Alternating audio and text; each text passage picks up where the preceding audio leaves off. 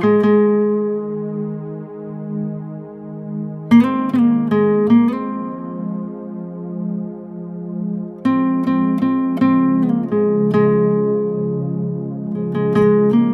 everyone, welcome to Marvelous Moments. I'm joined together with my beautiful wife, lead wedding planner, and co-founder of Marvelous Moments.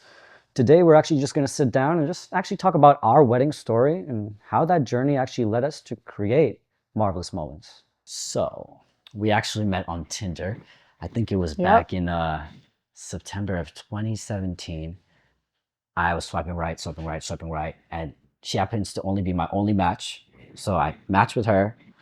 We actually then started dating in October, and after October, within 4 months, she's pregnant. After she's pregnant, so of course we're gonna get married. So we get married by June, and with the wedding, I wasn't really too picky with the few details that mattered to me. I just wanted to really arrive to my wedding in style. Like get a nice rental vehicle, maybe like a Lamborghini, a Porsche, or something nice, just to come to the wedding. And then the next thing would probably be a nice reception party. I just wanted to have a nice dance party with my cousins, my friends, couple drinks, have fun. But I think you had a different vision in mind, right? Yeah. So actually, I'm like any typical little girl who had an entire plan for what I wanted for my wedding. I actually had a PowerPoint where I had a distinct theme, which I wanted to be Starry Night. And I didn't have a lot of guests that I wanted to invite, probably like 20 to 30. And I know from what I had got to know about you, you didn't have a lot of people you wanted to invite either. So I was thinking, 50 to 60 people wedding. I thought that would be ideal for us. But I I wanted to get married outdoors, so I placed a deposit down for a park venue. And then I think we at the time were struggling financially. I think I was the only one working. So I had said, instead of us doing a reception, let's just have a nice dinner for our family and friends. Yes, yes. And that led into just me having a conversation one day with my mom because I was just really expressing to her. I was like, Mom, I'm struggling right now. I'm 22 years old. I don't have much money, but this is not how I pictured my wedding to go. And financially, I'm in between jobs trying to figure out what I want to do. I know I want to be an entrepreneur. I know I want to start a business, but at the same time, I'm like, I need a job to sustain my family. We have a daughter, and now we have a child who's coming. So it was all challenging at that point. And I don't really know what happened after that. I think after you had that conversation with your mom, there was some things that went on behind the scenes that we weren't aware of. And the next thing I remember was your parents reaching out to us to invite us to a dinner at Chili's. And then when we got to the dinner, they made an announcement that they had went ahead and toured a wedding venue and placed a deposit down, which they also said that they were pushing our wedding back about 2 to 3 months from when we originally said we were going to get married. And I remember just feeling really confused in that moment because I had already purchased the wedding dress, I had already put down a deposit for the park venue, and getting married 2 or 3 months later would mean I would be even larger. So that would mean I wouldn't get to wear the wedding dress that I chose. And I remember just being so emotional. And they were your parents. So I looked over at you so that you could kind of take the lead with that situation. and that's where I really look back and I messed up. I have to really take ownership for that because I was just so naive at the time. Didn't really know what I was doing because when they announced everything like that, a sense of relief came over me. Because, like I just said, financially, we can't afford a wedding, let alone, reception and all these things. And I, I just was under the impression that it was going to be some type of like a backyard wedding, and that was just a miscommunication between everything. So, A little bit later, we're driving home, and I was telling you how upset I was, which I didn't disclose at the table. And I remember that being like our first big argument, our first argument as a couple, because I think I started crying and you told me that I was being ungrateful.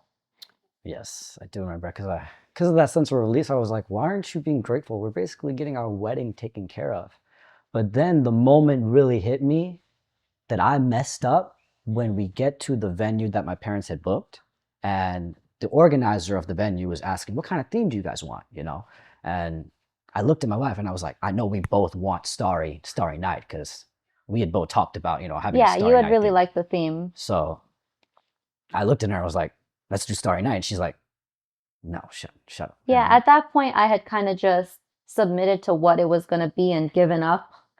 at that moment, I didn't realize it. But at that moment, I did realize it that she was doing that because my parents were sitting there and like, it was just like she was shushing me up in front of everyone. And I was like, oh, let me not push this. And then I realized I made a mistake because I essentially handed over my wedding to my parents.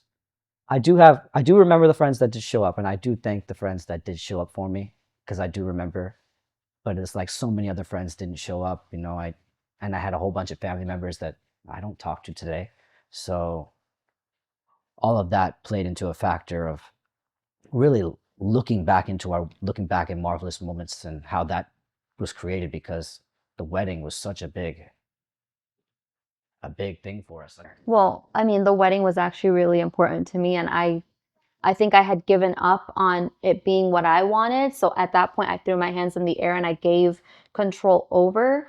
I think that's something that we definitely want to share with others is that if you are having someone contribute to the wedding financially, there still needs to be a discussion on who ultimately is going to be making the choices. Because just because someone else is paying for financially, does that put them in charge and does that give them the right to make all the choices for the wedding? Because, like you were saying, your mom and dad hired us a wedding planner, but our wedding planner chose our food. She chose our invitations. She chose our venue. She chose our DJ.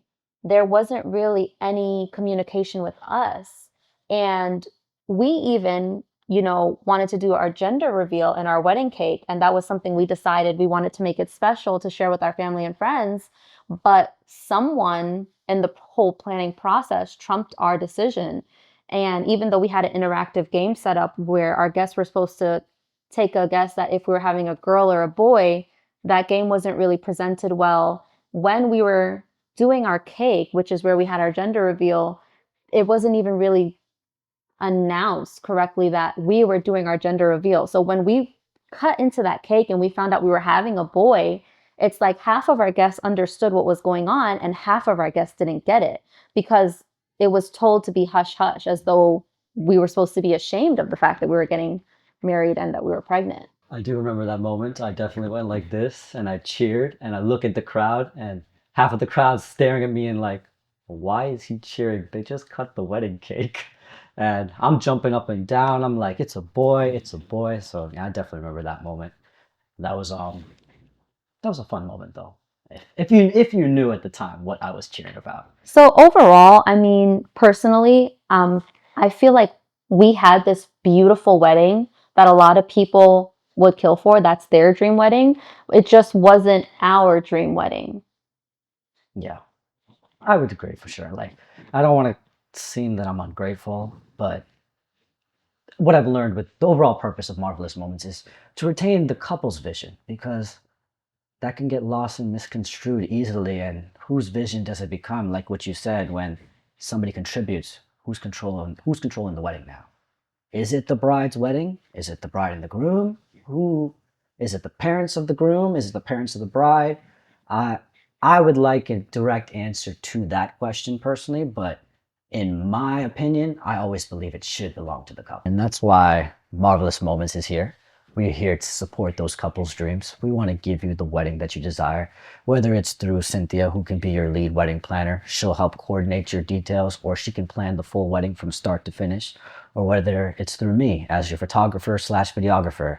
My wedding was my inspiration to actually get into photography, and that's how I actually, from that point on, I studied weddings and became my specialty.